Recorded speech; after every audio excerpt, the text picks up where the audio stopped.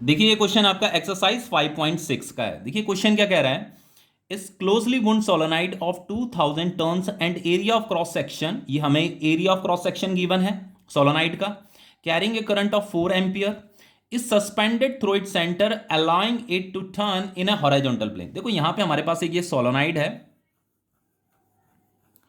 और इसे बच्चों ये जो है इस सस्पेंडेड थ्रू इट सेंटर लिखा है ना, मतलब इस सेंटर के थ्रू क्या हो रहा है, ये सस्पेंड हो रहा है, मतलब हमने इसे किसी रस्सी से लटका रखा है, सस्पेंड कर रहा है। मान लो ये इसका सेंटर है, तो इस सेंटर से हमने इसे ऐसे रस्सी ऐसे ऊपर की तरफ है, तो इस रस्सी की मदद से ये क्या हो रहा है, सस्पेंड हो रहा है, allowing it to turn in a horizontal plane. तो जब ये यहां पे सस्पेंड कर रहा है तो अगर इस पे कोई टॉर्क लगेगा तो टॉर्क की वजह से ये टर्न करेगा, और टर्न कैसे करेगा, इसी हॉरिजॉन्टल प्लेन में टर्न करेगा। ठीक है, यहां पे हमसे पूछता है what is the magnetic moment associated with the solenoid, इसका हमें मैग्नेटिक मोमेंट बताना है। ठीक है, तो सबसे पहले बच्चों इसका साउथ पोल नॉर्थ पोल बना लेते हैं।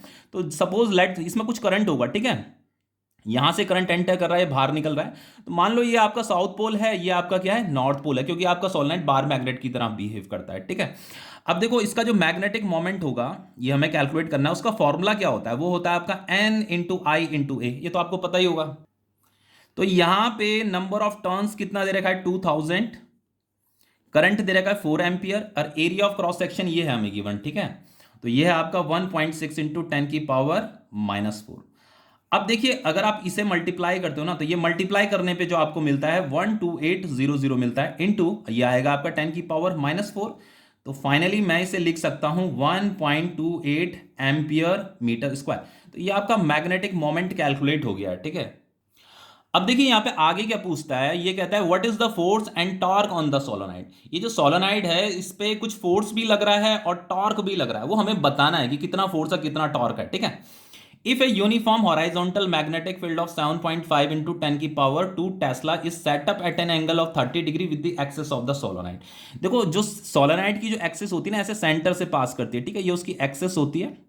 तो वो कह रहा है कि यहां पे जो मैग्नेटिक फील्ड सेटअप हो रखा है, वो मैग्नेटिक फील्ड इस एक्सिस के साथ जो है 30 डिग्री का एंगल बना रहा है। तो ये आपका मैग्नेटिक फील्ड है इस तरीके से। ठीक है, तो यहां पे इस तरीके से ये आपका मैग्नेटिक फील्ड है, उस मैग्नेटिक फील्ड में हमने सोलोनाइड को रखा हुआ है। तो ये जो एंगल बन रहा है ये 30 डिग्री का एंगल बन रहा है। ओके, अब देखो जो इस सोलोनाइड का जो मैग्नेटिक डाइपोल मोमेंट होगा उसकी डायरेक्शन क्या होगी, ये होगी फ्रॉम साउथ टू नॉर्थ। तो ये उसका मैग्नेटिक डाइपोल मोमेंट है और ये उसका मैग्नेटिक फील्ड है। तो यहां पे जो ये एंगल बन रहा है वो क्या बन रहा है, theta is equal to 30 degree बन रहा है। ओके, अब यहां पे हमें ना फोर्स और टॉर्क कैलकुलेट करना है। देखो बच्चों इतना तो आपको पता होगा कि सोलोनाइड जो होता है बार मैग्नेट की तरह बिहेव करता है। ठीक है, तो जब हम किसी यूनिफॉर्म मैग्नेटिक फील्ड में किसी बार मैग्नेट को रखते थे, किसी थीटा एंगल पे रखते थे, तो वो रोटेटरी मोशन करता था। ठीक है, क्यों करता था बच्चों, देखो उसका जो नॉर्थ पोल होता था ना, उसके नॉर्थ पोल में जो फोर्स लगती थी वो मैग्नेटिक फील्ड की ही डायरेक्शन में लगती थी।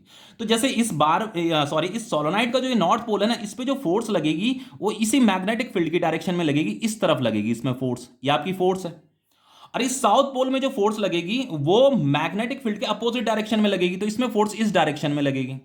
समझ में आ रहा है। अब देखो ये जो दोनों फोर्स है ना, ये सेम मैग्नीट्यूड की होती हैं और अपोजिट डायरेक्शन में है, मतलब two equal and unlike force हैं ये।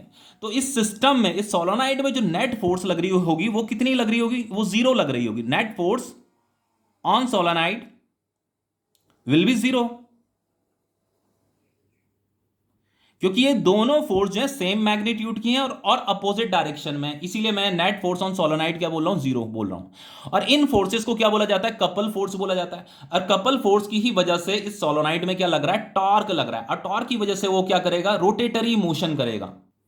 देखिए एक फोर्स इधर लग रही है, एक फोर्स इधर लग रही है, तो ये इस तरीके से रोटेटरी मोशन करेगा ना, एक फोर्स इधर लग रही है, एक फोर्स इधर लग रही है, तो ये इस तरीके से रोटेटरी मोशन करेगा। तो कोई भी जो सोलोनाइड होता है ना, वो इस तरीके से रोटेटरी मोशन करेगा कि वो अपने स्टेबल इक्विलिब्रियम में आना चाहता है। समझ में आ रहा है। तो उसका स्टेबल इक्विलिब्रियम क्या होता है, स्टेबल इक्विलिब्रियम उसे कहते हैं जब सोलोनाइड का मैग्नेटिक डाइपोल मोमेंट जो है मैग्नेटिक फील्ड की डायरेक्शन में अलाइन हो जाता है, तो उसे हम क्या बोलते हैं, स्टेबल इक्विलिब्रियम बोलते हैं। मतलब magnetic dipole moment and magnetic field जब पैरेलल हो जाते हैं तो हम उसे स्टेबल इक्विलिब्रियम बोलते हैं। तो ये फोर्स इधर लग रही है, ये फोर्स इधर लग रही है, तो ये सोलोनाइड क्या करेगा, ऐसे रोटेट करेगा इस तरीके से। तो फिर ये सोलोनाइड कुछ इस तरीके से हो जाएगा। तो अब इसका मैग्नेटिक डाइपोल मोमेंट भी इसी डायरेक्शन में होगा और मैग्नेटिक फील्ड भी इसी डायरेक्शन में होगा, तो इसी को स्टेबल इक्विलिब्रियम बोला जाता है। तो क्योंकि ये रोटेटरी मोशन भी कर रहा है तो इसका मतलब इस पे टॉर्क भी लग रहा है, टॉर्क की वजह से वो रोटेटरी मोशन कर रहा है। तो टॉर्क ऑन सोलेनोइड क्या होगा? टॉर्क का फॉर्मूला होता है आपका M B sine theta. M क्या है आपका? मैग्नेटिक डाइपोल मोमेंट है, ठीक है। तो ये टॉर्क इज इक्वल टू, देखो मैग्नेटिक डाइपोल मोमेंट हमने अभी ये कैलकुलेट किया है 1.28 इनटू मैग्नेटिक फील्ड हमें दे रखा है यहाँ पे। मैग्नेटिक फील्ड का है, मैग्नेटिक फील्ड ये दे रखा है हमें 7.5 इंटू 10⁻⁻2 इंटू, आइए थीटा कितना दे रखा है? थीटा है आपका 30 डिग्री, तो ये हो जाएगा आपका साइन 30 डिग्री, ठीक है। तो इनिशियली स्टार्टिंग में वो ऐसे इस तरीके से रखा हुआ था 30 डिग्री में, तो वो इस तरीके से रोटेट करेगा और अपना स्टेबल इक्विलिब्रियम को में आना चाहेगा, ठीक है। अब देखो यहां पे इसे सॉल्व कर लेते हैं, ये हो गया आपका 1.28 इंटू 7.5 इंटू 10⁻⁻2 इंटू 1/2। इसे जब आप मल्टीप्लाई करोगे तो मल्टीप्लाई करने पे ये मिलेगा आपको 9.6 इंटू, ये आपका 10⁻⁻2 भी है, ये डिवाइडेड बाई 2 है, तो ये हो जाएगा आपका 2 4 जा 8 और 2 8 जा 16। तो ये टॉर्क आ गया आपका 4.8 इंटू 10⁻⁻2 न्यूटन मीटर।